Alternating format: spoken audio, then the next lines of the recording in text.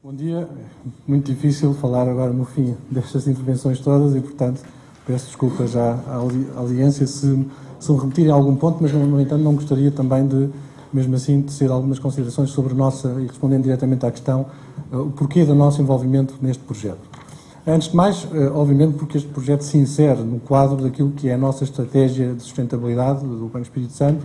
e que, obviamente, tenta responder às três dimensões-chave de qualquer estratégia de sustentabilidade, para além da competitividade económica que temos que ter para existirmos, de responder a questões de natureza, do lado ambiental, e essa é claramente cada vez mais uma preocupação hoje, todos nós, mas também, obviamente, de natureza social. E é nesta, obviamente, terceira componente social que nós vemos a nossa participação e contribuição neste projeto. Mas falar de responsabilidade social, às vezes, é muito associado a uma perspectiva quase, enfim, não diria só de caridade, mas de apoio monetário ou de ajuda a instituições ou iniciativas que têm dificuldades. Não é só isso que nós vemos e penso que este projeto não se insere exatamente nessa perspectiva tão redutora, mas principalmente na perspectiva de estímulo à sociedade e de apoiar a sociedade a se estruturar e a arranjar outras formas de evoluir e de progredir. E, portanto, vemos a responsabilidade social nesse contexto mais alargado. Dentro desta lógica de fundo da estratégia, eu gostava então agora em concreto de dar três notas do que é que nos parece, três palavras-chave que na prática resumem um bocadinho aquilo que nos parece ser um fito, uma adequação entre, penso eu, a filosofia deste projeto e a nossa própria, o entusiasmo e a vontade de aderir. E essas três palavras-chave, que já foram aqui de alguma forma invocadas, é a palavra empreendedorismo, é a palavra emprego e é a palavra também sociedade civil ou iniciativa da sociedade. Relativamente ao empreendedorismo, enfim, penso que também há um consenso generalizado de que realmente Portugal hoje como está, se não for através de a capacidade de criar inovação e de estimular inovação com valor económico e, portanto, novas ideias, novos modelos de negócio, novos posicionamentos no mercado, não vai poder, obviamente, romper este ciclo de empobrecimento relativo e, portanto, é fundamental estimular o empreendedorismo nessa linha, obviamente, que este projeto responde, de alguma forma, a esse tipo de preocupações.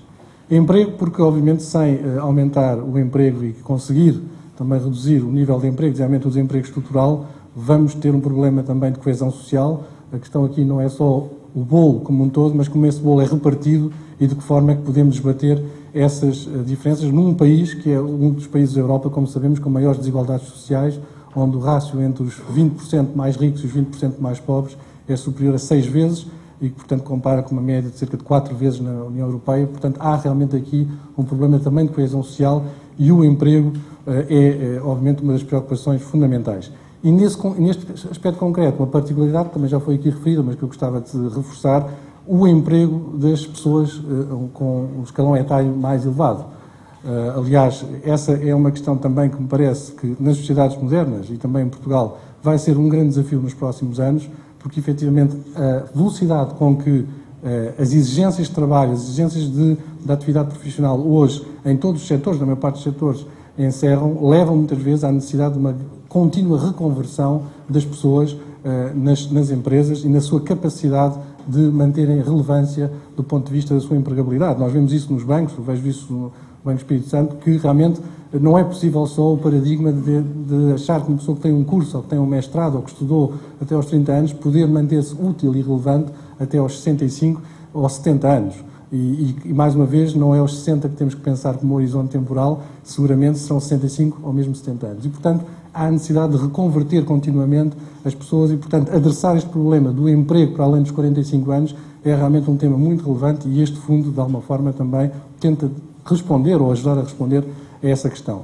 A terceira dimensão da sociedade civil, como foi aqui dito, e acho que realmente esse é um ponto que o Nuno referiu e que eu gostava de reforçar,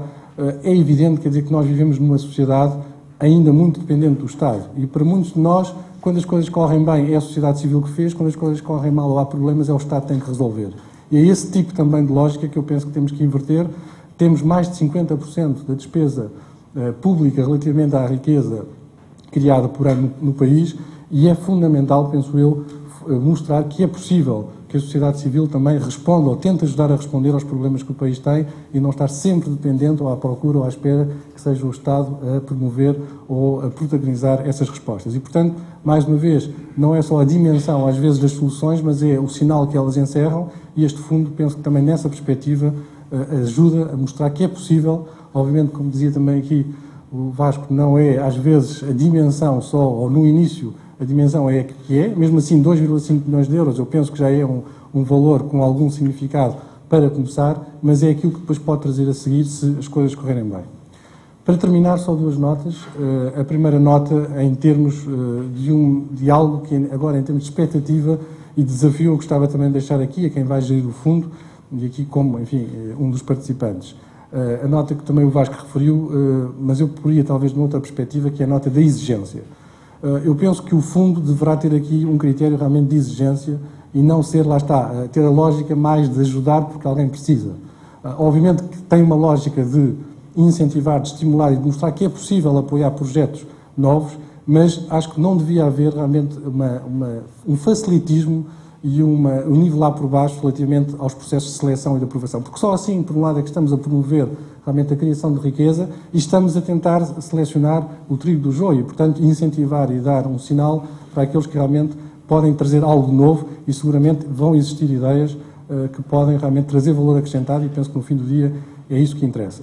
Finalmente, uma palavra só para dizer que, obviamente, para o Banco Espírito Santo não é indiferente este projeto ter sido apresentado pela ACES ou por uma outra entidade qualquer. O Banco Espírito Santo já é membro, enfim, participante da ACES há muitos anos e, obviamente, há aqui um caráter de convergência com os valores, com os princípios e com as preocupações que a ACES defende e dentro da tal lógica de que uma economia sem competitividade não pode existir, mas sem solidariedade não faz sentido. E é nessa lógica que nós acreditamos seguramente que este projeto vai tentar responder a estas duas dimensões. Obrigado.